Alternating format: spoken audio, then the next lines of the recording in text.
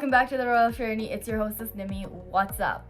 So I'm just gonna jump right into the topic, and this is part 5 on Marylin Monroe. So lately there have been a lot of documentaries coming out about Marylin on Netflix, and I think there is some on Tubi as well. I didn't check those out. I've only watched one so far on Netflix, and that was The Mystery of Marylin Monroe. So let's dive into it. In part 4 of Marylin Monroe's, I discussed how I felt that she was murdered. Now, there were so many different theories that had come out about it being suicide and not murder.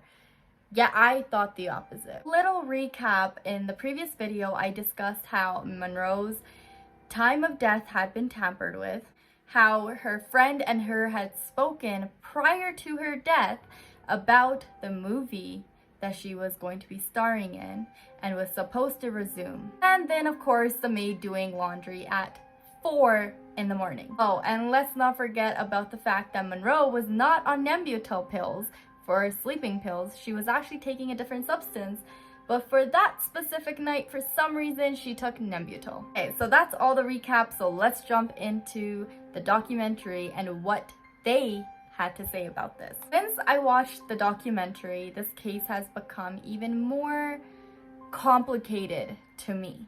Remember how I mentioned that Monroe's time of death was tampered with? Well, I mean, in the documentary, it kind of proved it. If any of you guys have seen the documentary carefully, you know that the ambulance that Monroe was taken in had turned around halfway through to the hospital and taken her back to her house. Now, see, that's where it kind of confused me and made me think, why the hell would somebody who's already in an ambulance be taken back to their house? On top of that, the people who were driving the ambulance that night are still nowhere to be found.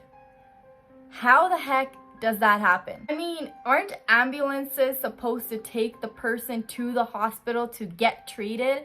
And Monroe died in the ambulance.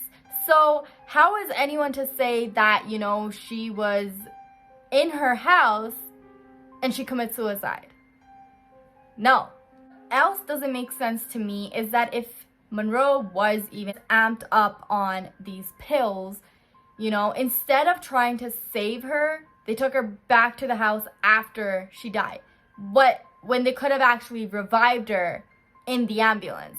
See, that's where it kind of gets really, really confusing and tricky for me, because it's like, you could have saved her and you chose not to. Instead, you chose to let her die. Which is the reason that I believe that this is a murder case and not a suicide case in any manner.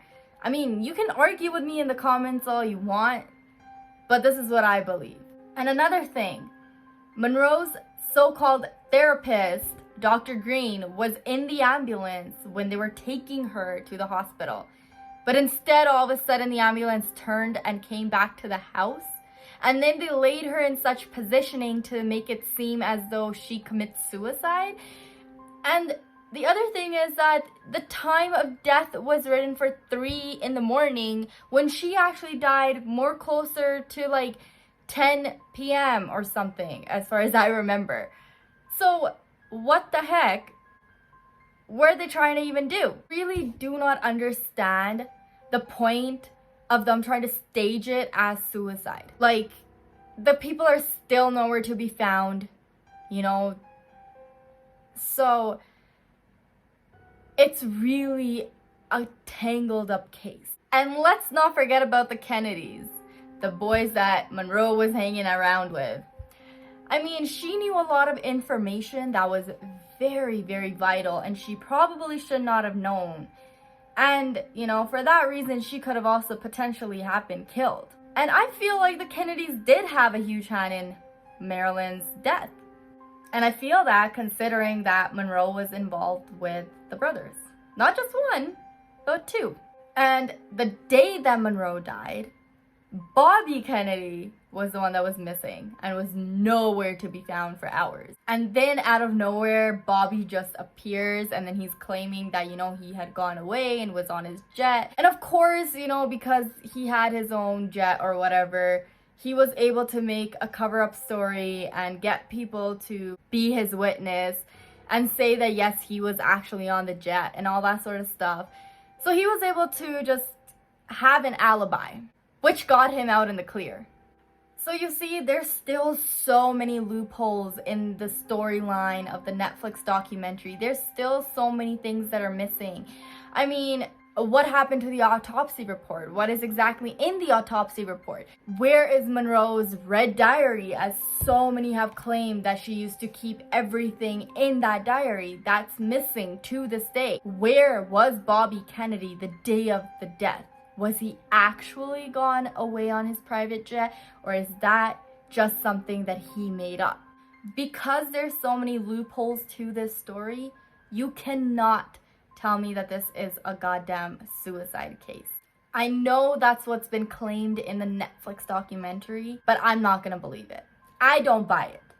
And I'm pretty sure there's still so many people who have questions about why Monroe was taken back to her house and laid in a position to make it seem as though she commits suicide. One thing that I've learned about social media, the newscast, the entertainment business, whatever you want to call it, is that they love to shut people up and try to hide everything. I mean, do you honestly believe everything that you hear or see and not even think that anything's being hidden from you? Because it is. I mean, who do you think runs CCTV or BBC or all of these other news channels? They're owned by big corporations.